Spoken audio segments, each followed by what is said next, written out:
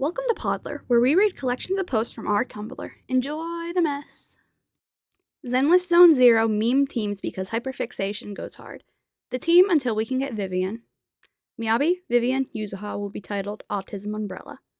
Just noticed. Edit. More future team planning. Basically don't want to spend too much more money, so planning some majority free-to-play teams. Just need to gamble for Vivian, Bernice, and Soldier Zero, and we good. Another edit. Redid future team planning. Got real lucky and pulled an early Alice and got her W engine. We also really didn't want to scrap Sukaku, so these are our new teams we're planning. Team 3 we made based on what banners are running when we need to build it. Edit again, Seed, Orphe, and Sandby soon. Pulled Seed because Goober and got real lucky with a 40 pull Orphe. 2 S ranks and 40 pulls, Lamau. So yeah, Team 3 is going great.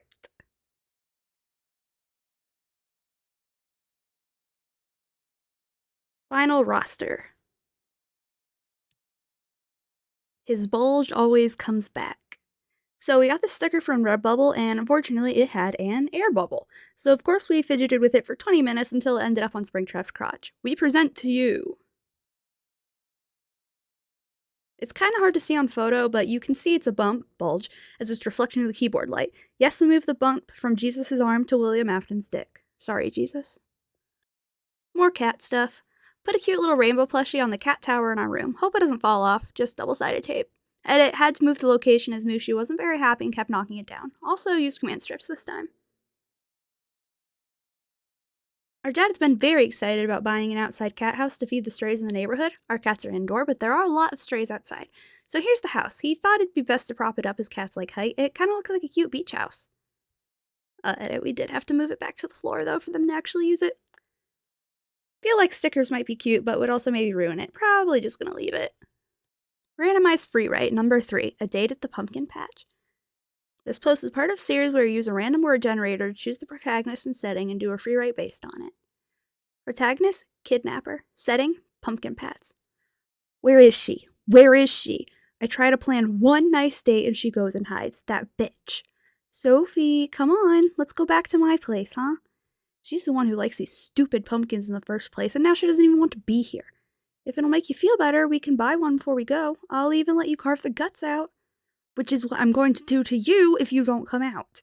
In anger, I kicked the pumpkin to my left. Pumpkins aren't supposed to scream. And lo and behold, behind the pumpkin is my bitch of a date cowering. If she wants to be a pumpkin so bad, why not let her? But I have other plans first. Art the Clown slaying! Got this art figure at FYE, you know what that means. Barbie time! We thought he'd be too short and skinny. Art doesn't exactly have tits, but the dress surprisingly fits well. Our full indie series is out now. Full gameplay, no commentary. We are so excited to announce that our entire gacha series, full gameplay, no commentary, is out now. There are 3 main episodes and 3 prequel minute movies. This series is inspired by indie games and shows that help shape not only our childhood, but our love of media and storytelling. Truly a passion project so close to our hearts. Please enjoy. More miscellaneous stuff. This Tumblr is just becoming niche art projects, but fret not, the semester starting soon means plenty of essays we gotta write. Anyway, here's the 2 projects for this post. First is a weird wall piece, to say the least. Basically, one of our cat's Oreo's favorite activities is to eat the unfortunate bugs who make their way into our home. We thought it'd be funny to give a butterfly a gun to, quote-unquote, fight back and put it near the cat's sitting area. Next is a cute plushie our mom got us on our trip. It was a naked plushie, and we just kind of have a pet peeve about naked anthropomorphic characters, so made dress time. Wish it was a bit longer, but beggars can't be choosers. Okie dokie, that's it for today's Manic episode. Dorm hall whiteboard doodles. Outside our dorm rooms, we all have whiteboards we can decorate. We decided to show off our autism. A nice sticky note doodle arcade carpet clash.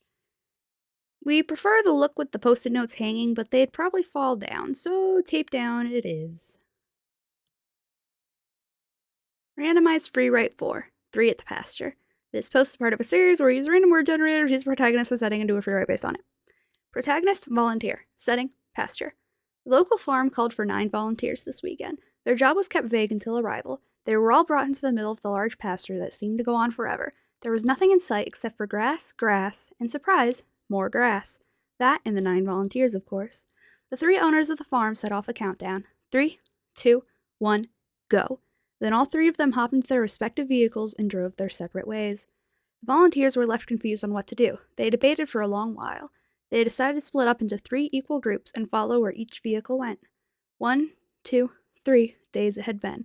None of the groups had found a single sign of life beyond themselves. People were getting hungry. Decisions had to be made. 1, 2, he couldn't take it anymore. A large man from Group 1 attacked and ate his 2 comrades. 1, 2, 3. The other groups fell victim to the same incident. 3 remained. After wandering for what seemed forever, each remaining volunteer experienced the same thing in unison. One owner of the farm drove up to them and had done to them as they had done to their 2 teammates. 3, 2, 1, 0. All 3 farmers' bellies were full, and that's all that mattered. Jade Harley's Summer, 413. Quick bit of context, we joined a writing club today, and the prompt was to write about your summer, except it's not actually your summer, but instead rewriting a piece of media as if it was your summer. Recently just binge reread Homestuck due to the pilot announcement, and it's all we could think about, so we decided to write about Jade Harley's summer. She's the best character, duh.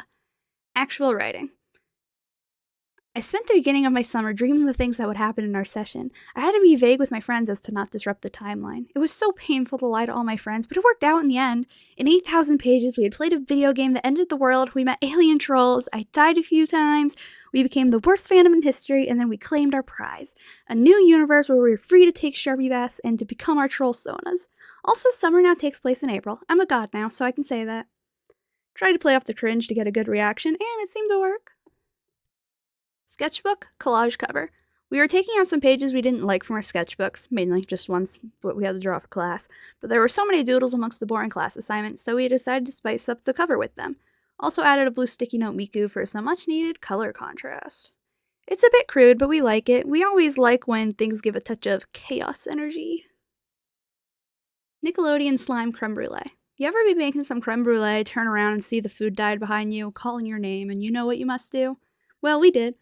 Was delicious. Don't ask for a recipe because it's a box mix because we're losers. The Gemini Ghost Face. We got this mask Spear Halloween and decided to make a whole outfit around it. A video is coming to the channel within the month to explain the lore of the outfit, but yes, expect more of it. By the time you're hearing this, though, that video's already out, so go watch it. Cat Jack-o'-lantern. My dad bought a pumpkin and wanted to carve it with us. We went ahead and did a quick design for it. We think it came out so cute. So we did the drawing, both digital and Sharpie, and Dad did the carving, so thank you to him. Final product. What a Screenwriter Does, a Human versus AI paper. We were forced to use AI for an assignment where we compare ourselves to the AI, so we thought it'd be interesting to post the results since, well, the damage is done. Astra's version. Screenwriters are typically freelancers who are either hired by a company to write a movie or pitch their scripts to companies. They are the unseen backbone of the industry. For what is a movie without a script? The screenwriter must be able to create a writing that translates well into cinema. Certain writings fit in books, but not scripts. Think, for example, of a book where the main character monologues to themselves in their head. How does the screenwriter show this? Film is a visual medium, so this action must be able to be seen. Some ideas could be the character says these thoughts to another character. Maybe the character hallucinates another version of themselves to argue with. The possibilities and creativity are truly endless as long as the final product is clear on screen. A screenwriter must also be able to keep in mind the practical nature of creating a film. If the film has a low budget, then they cannot write scenes that require thousands of dollars of visual effects every frame. They need to scale the script. Wait when the right moment is to have such visual effects so that it resonates with the audience, but also the studio's budget. Screenwriters must also use a writing format specific to the job at hand. The screenplay is the standard format for films. The scripts always use Courier font 12 point. This is to ensure that each page on average equals 1 minute of screen time. The margins are left 1.5 inches and right, top, and bottom 1 inch. Character names are always in uppercase, positioned 3.7 inches from the left margin for dialogue. Each time a character is introduced for the first time in action lines, it is all in uppercase. This is to help the casting director and cast of the film follow along easier. They can skim the script for the parts that concern them. Placed in the top right corner of the page is the page number. The page number only starts on page 2 of the script, not including the title page. This helps everyone follow along. Same with scene numbers and headings. This helps everyone on set know what specific scene they are shooting or working on at a given time. Lastly, script revisions are done with colored pages. Each new revision gets a new color. This helps the cast and crew keep track of which revision is being filmed and which version of the script is correct. The colors are easy to identify with a glance. The colors in order are white, blue, pink, yellow, green, goldenrod, buff, salmon, and cherry. Only a page featuring revisions is colored. All the other pages remain the same unless revised. This is to not waste paper and to be clear which scenes were changed. A script with many differently colored pages is known as a rainbow script. Screenwriters work with the directors and producers to create the blueprint of the film, also known as the script. They are responsible for planning out the entire movie's narrative, but also the practical makings of the film. There would be no movies without the writers. References: American Film Institute 2023, What is Screenwriting and What does a Screenwriter do? S.C. Lamnon 2025, How to Write a Movie Script, Screenplay Format and Examples. Rafael Abreu 2025, What are Script Revision Colors, A Guide for Filmmakers. AI's version. A screenwriter is the creative force behind a film script, crafting the dialogue, story, and characters that will come to life on the screen. A screenwriter's role is critical in shaping how the audience experiences a film as they provide the blueprint for the entire project. This blueprint is not just a written document, but a complex piece of storytelling that guides directors, actors, and other crew members in bringing the vision to life. The basics of screenwriting. At its core, the screenwriter's job is to write the screenplay. This document outlines every aspect of the film, including the plot, character development, setting, and action sequences. The screenplay is structured into scenes, each of which describes what happens in a particular moment of the film, detailing the setting, dialogue, and character actions. Unlike novels, screenplays are typically written in present tense and are formatted in a precise way to make them easy to read and understand by all involved in the production process. Screenwriters follow a traditional structure when crafting their stories, often based on the three-act structure. This structure divides the narrative into three parts: the setup, Act 1, the confrontation, Act 2, and the resolution, Act 3. Within these acts, specific story beats occur, such as the inciting incident, the midpoint, and the climax. These beats ensure the story flows in a cohesive manner, maintaining pacing and engagement. Developing characters and dialogue. One of the key aspects of a screenwriter's work is developing characters that resonate with audiences. Characters need to be multi-faced with distinct personalities, motivations, and arcs. A good screenwriter will ensure that each character's actions and dialogue are consistent with their internal desires and flaws. Dialogue plays a significant role in revealing character traits and advancing the plot. Through dialogue, a screenwriter conveys emotion, tension, and subtext, all while making sure the words feel natural and true to the character's voice. Effective dialogue also serves another crucial purpose: advancing the plot. In film, there is little room for filler, so every line of dialogue must serve a purpose, whether it's to reveal backstory, build tension, or move the story forward. This efficiency in storytelling is one of the hallmarks of great screenwriting. Collaboration and revision. While the screenwriter may create the initial script, the process is not a solitary one. Screenwriting is inherently collaborative. Directors, producers, and sometimes even actors offer input to refine the script. A screenwriter must be flexible and open to feedback, especially since the vision for the film may evolve through production. Moreover, the screenwriting process often involves multiple drafts. In the early stages, the writer might produce a first draft, which is often a rough version of the script. From there, revisions are made, sometimes with major changes to address pacing issues, character development, or logistical concerns, such as budget restrictions or location constraints. Additionally, some screenwriters work on adaptations, film based on books, plays, or real events. Adapting a work for the screen requires the writer to transform it from its original format into something that works visually and narratively in the film medium. This can involve distilling the essence of a story into a screenplay that can engage an audience over the course of a 2-hour film. Conclusion. In conclusion, the role of a screenwriter is fundamental in shaping the film industry. They provide the foundation on which everything else in the filmmaking process is built, from developing the structure and characters to creating authentic dialogue and collaborating with others. The screenwriter's task is vast and multifaceted. Whether writing original stories or adapting existing material, screenwriters are responsible for translating ideas into a narrative that will captivate audiences worldwide. Without them, the complex art of filmmaking would not exist as we know it today. Human versus AI reflection. ChatGPT's paper on the subject of screenwriting leaves much to be desired. My version of the paper goes into detail on how to write scripts, the exact inches of the margins, and the meanings of each colored page. ChatGPT simply talks about how scripts follow the 3-act structure. This is not only vague, but inaccurate. Yes, the majority of scripts follow this storytelling structure, but it is not the only way to write a movie. Nowhere in the screenplay format is a 3-act structure required. This is more of a storytelling choice than a writing formatting rule. ChatGPT's formatting was more that of an article than an essay, with bolded section titles. While my version was essay formatted with paragraphs focusing on specific topics. Both of these formats work, but my version is better fit for schools. It follows closely to APA format. ChatGPT is more fitted for an article or may also work for a slideshow. ChatGPT does also not share its sources. This leads to ethical issues of plagiarism. ChatGPT is fed data from millions of websites. It then steals all of that information and types it out when requested by the user. The sources the AI uses never sees the light of day, unlike my paper, which uses an APA-style reference page. This also means there is no way to verify if what the AI said is true. While nothing in this AI paper was complete gibberish, there are many cases where AI can hallucinate utter nonsense. I do not think I learned much comparing my writing to AI. I just affirm my belief that AI is currently not to the level of actual human skill. In the next few years, AI will be able to keep up with humans and one day even surpass them. Even then, I am not a fan, as we will be taking the humanity out of the arts. I believe AI should stay in places like the medical field where it can save lives and let us live those newfound lives with some humanity left to enjoy. We did put sources in this essay for once because it was important to the narrative, but also usually we don't, as the sources in our papers are usually found after writing it. We tend to write on stuff we were already very knowledgeable about out of habit. This one we did have to recheck the exact specifics of a script though, so we felt it was important to put here. Sorry I don't have all the inches and margins memorized. If we ever write something not of our own base knowledge, we will put a source because we are better than AI, sorry. I cannot speak today. Online PvP mains graphic. Thought it'd be fun to make an image with all of our mains from the PvP games we play. This could maybe be used for streaming in the distant future. As you can see, one of these things is not like the others. But yeah, I thought it'd be cute if like each hexagon moves and gets their own chance in the spotlight while doing a waiting for streamer thing. Yeah.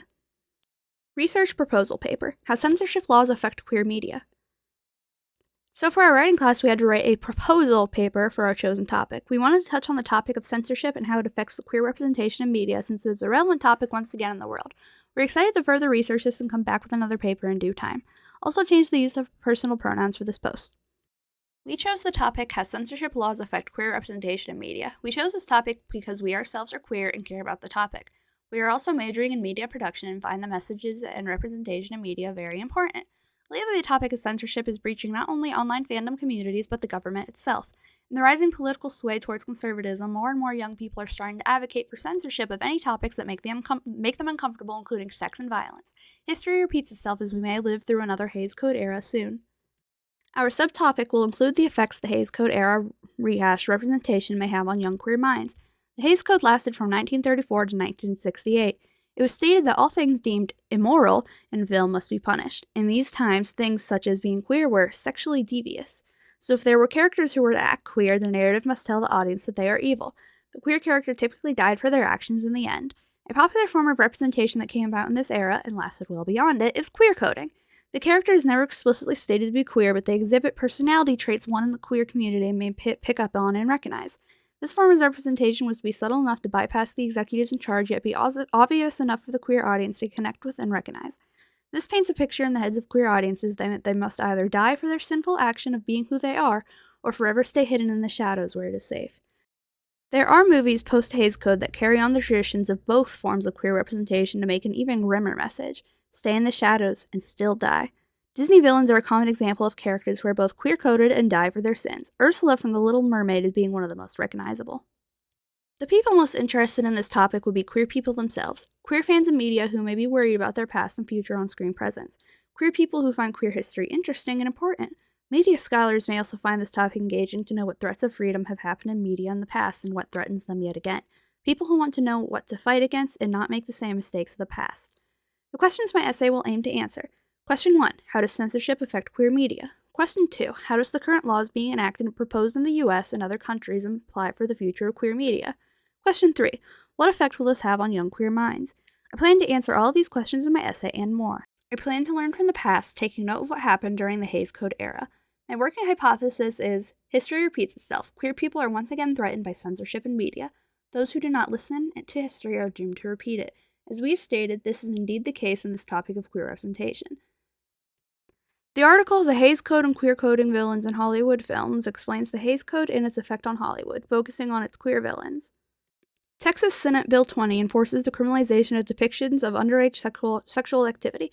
On the surface, this seems good, but the wording is left intentionally vague so that the definition of sexual activity can be further expanded upon.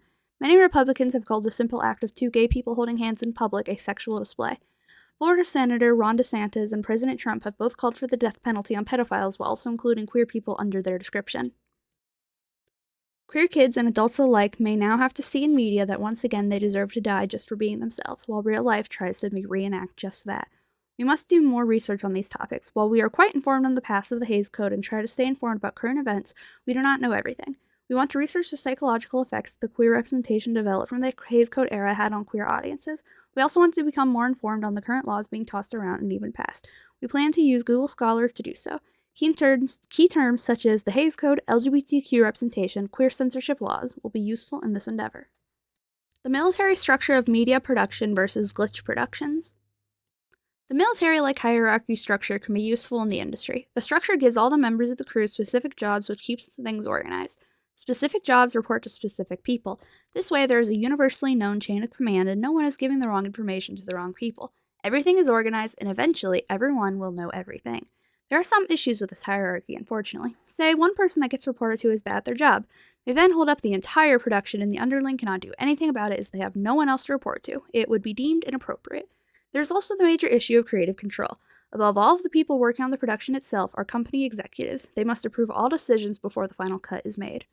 A popular example of where this can go wrong was a show on Disney Channel called The Owl House. The show was created by Dana Terrace. Her original vision for the show included more horror elements, a cast featuring older teenagers, and over 3 seasons. The executives at Disney toned the show down a lot, aged the characters down to 14, and even added a character who was 12 years old to satisfy younger audiences. Dana Terrace was able to make the show work despite these setbacks. The show was immensely popular and made the numbers to be able to continue on to a 3rd season. Despite the numbers, Disney thought the, quote, anime-like structure story no longer fit their brand and canceled the show. Dana Terrace was able to fight for an extra 3 long episodes to close out her story. Dana Terrace is now working on a new show called Knights of Guinevere. This show is being produced by the indie studio Glitch Productions. This studio has made a name for itself mainly with its show The Amazing Digital Circus, made by Gooseworks. Both Gooseworks and Dana Terrace have stated that Glitch Productions lets the writers do whatever they want in the show. They are not told what to put in and what to take out. They are given full creative freedom. In an interview video Glitch Productions did with Dana Terrace, she subtly hints at how bad it was working with Disney due to how controlling they are. But with Glitch Productions, she is, quote, actually having fun making a show. This was just a quick essay we put together for a midterm. If you couldn't tell, Glitch Productions is a dream studio for us to work with. They'd be who we want to make our 3rd show, Royal Vixens, with, since it can't be made with Gotcha. Now you may be asking, Serena, you've only made one show before. Well, to that we say, stay tuned. It'll be a long while, though. That's enough self-promotion, though. Seriously, go watch Knights of Guinevere if you haven't already, and the Owl House as well, if you somehow haven't yet. Seriously, what are you doing? Last but not least, an update to the Witchcraft Master List. We made a new little Google. Its name is Pondy, and as you can see, it is a flat cut of blue agate that we thought looked like a pond, and we put these little turtles on it, and thought it was cute. Took us literally a month to go get that damn crystal cut, but it was so worth it. It's probably our favorite so far. That's it for today's Podlr. Our voice is literally fucking giving out, so I'm so glad it is done. Anyway, see you later for the next Podlr, which will probably be sooner rather than later because I have a lot of essays to write for college. Please kill me, but please don't actually. I'm very scared of that. See you for the next one, or a different video, whatever happens first, probably a different video.